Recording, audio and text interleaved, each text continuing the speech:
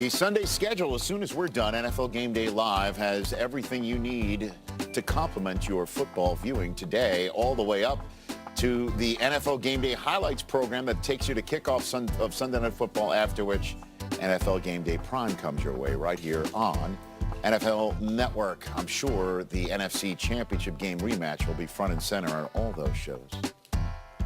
The Minnesota Vikings and the Philadelphia Eagles. Who's going to Super Bowl 52? It's intercepted. Touchdown!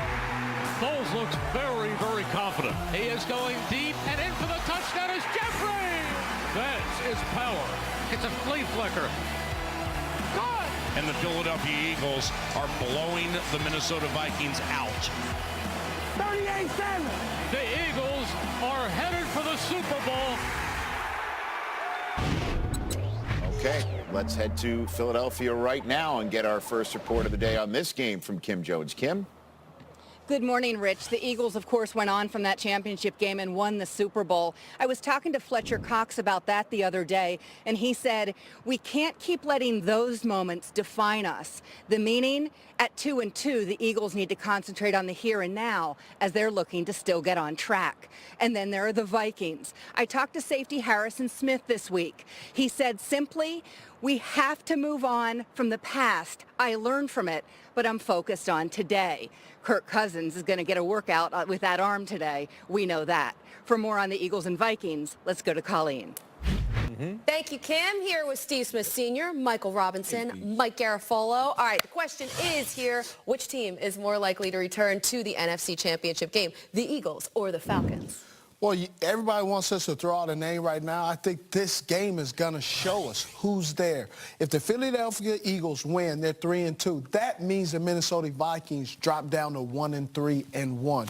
You don't want that starting off in the first quarter of football. So today, after the game, we will know who is best fit to continue on with the success or who time has passed them by, and what they were in the past is no longer who they are in the future. Well, Steve, I'm going to answer the question. Okay, you got to give an answer, bro. You just can't say wait till after the game. My answer is the Philadelphia Eagles. Okay. Why? Right. Because I think it was a blessing in disguise that Carson Wentz wasn't the quarterback that led this team to a Super Bowl win last year. So he's come back with some more energy. He's come back with that urgency that's going to be able to get this team over the hump. And, and their defense is playing pretty well up front. Number one in rushing defense. They control the line of scrimmage. If they can continue to do that, I'm telling you, this urgency with Carson Wentz will get this team by. That's something they've done so well, the Eagles, that run defense, their front playing so strongly. They're going to be without Derek Barnett, the defensive end, and we talked about that yesterday and said, so what? They've got so many other, I don't mean so what, he's a good player and you want to have him available, but they've got so many other guys